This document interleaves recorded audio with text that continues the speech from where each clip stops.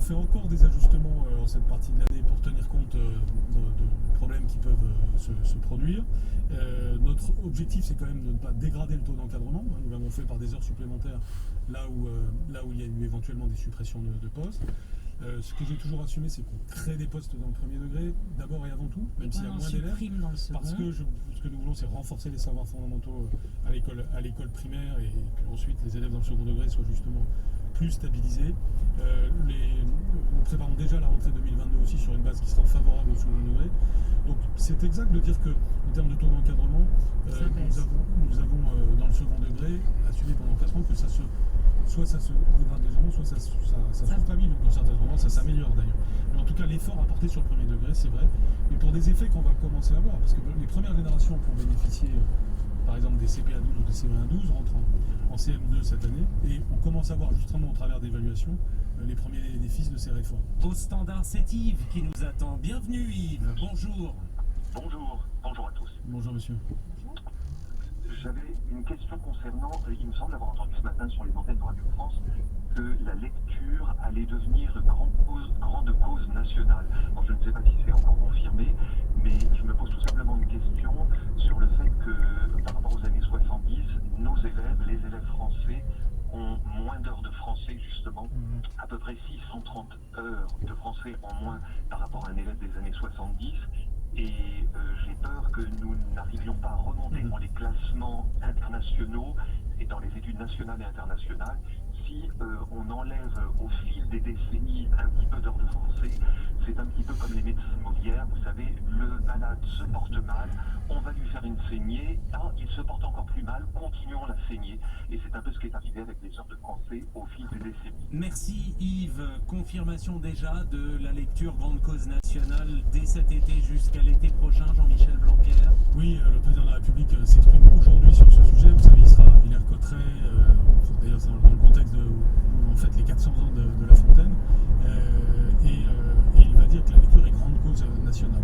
Alors, la lecture grande cause nationale, ça signifie un pays qui lit davantage, des enfants qui sont mieux formés à la lecture et consolidés tous dans leur pratique de lecture et dans leur plaisir de lecture. C'est évidemment tout le sens de la politique menée depuis 4 ans avec le fameux lire, écrire, compter, respecter autrui qui est au cœur des priorités de ce ministère, avec en ciblant tout particulièrement les milieux défavorisés. Et de nouveau, je veux redire que la mesure grande section A12, CPA 12, CE1 12 sont en train de porter leurs premiers fruits. On va voir le bénéfice. Or, c'est la clé de tout. Par rapport à ce que dit l'auditeur, je pense que c'est très important d'entendre cela parce qu'il y a évidemment quelque chose à faire.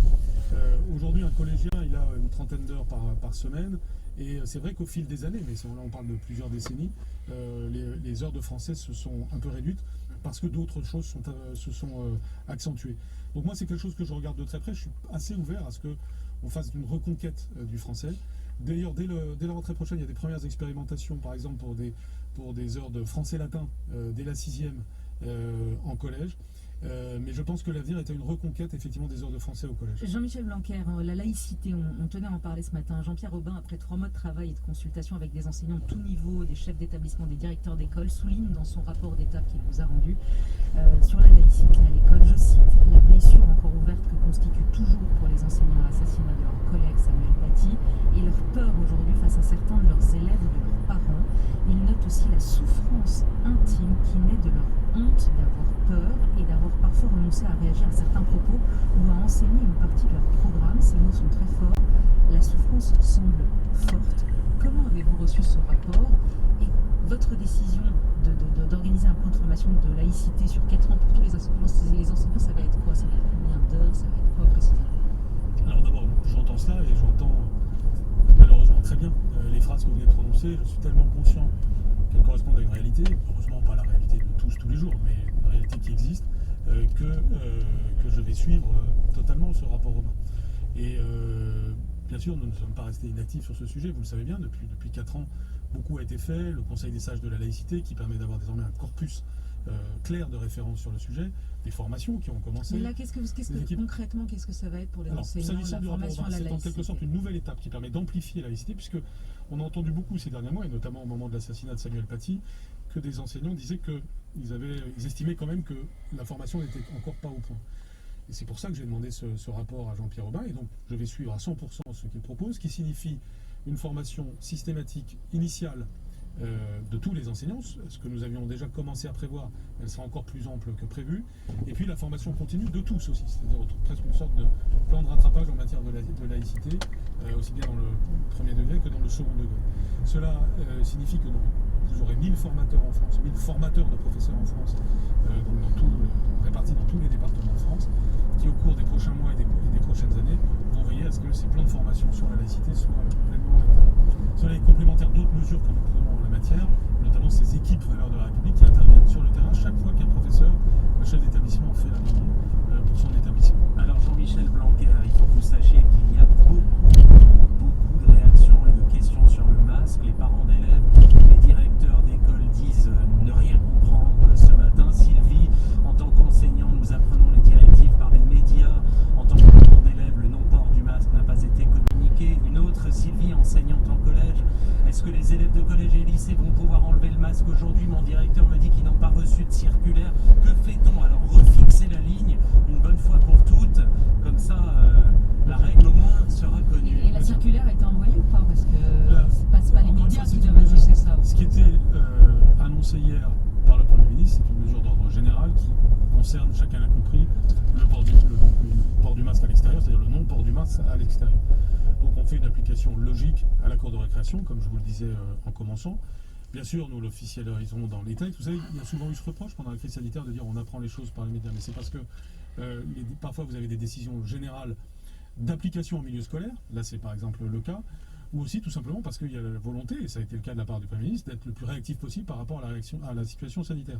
Là, le constat est tellement positif sur la situation sanitaire qu'elle permet cette mesure générale. Et donc, c'est quand même, ne le perdons pas de vue, une très bonne nouvelle pour nos élèves.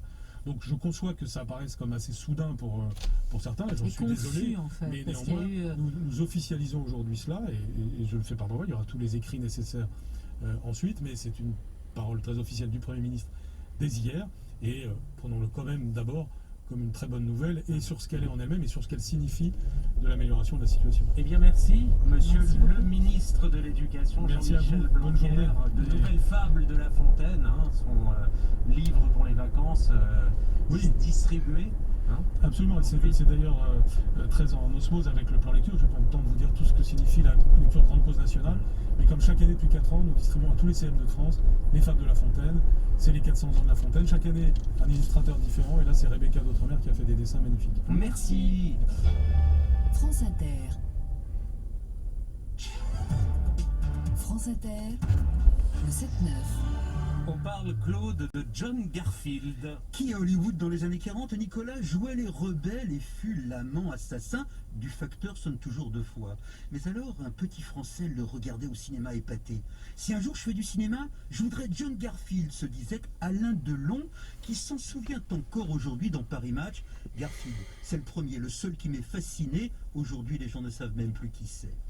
Et cette évocation est peut-être le meilleur de la longue interview de Delon que publie Match, verbatim d'un entretien filmé que la star de 85 ans accorde à Philippe Viguier et à TV5 Monde. On ne l'avait plus entendu Delon. Cyril Viguier, bien sûr. On ne l'avait plus entendu Delon, merci Léa, depuis 2 ans quand un AVC l'avait frappé en juin 2019. Mais le revoilà, de bouche mise claire. Le visage se ressemble-t-il encore? Le cheveu est si fin. Et puis des mots bougons parfois ou tendres. Il parle de ses femmes, Romy, Mireille, Nathalie, qui sont morte, mais je sais, dit-il, qu'elle m'attend de là-haut. Il dit Delon vouloir un dernier film qui restera pour toujours. Ce serait avec une femme. Il rêve de Lisa Azuelos, la réalisatrice de l'Iratel.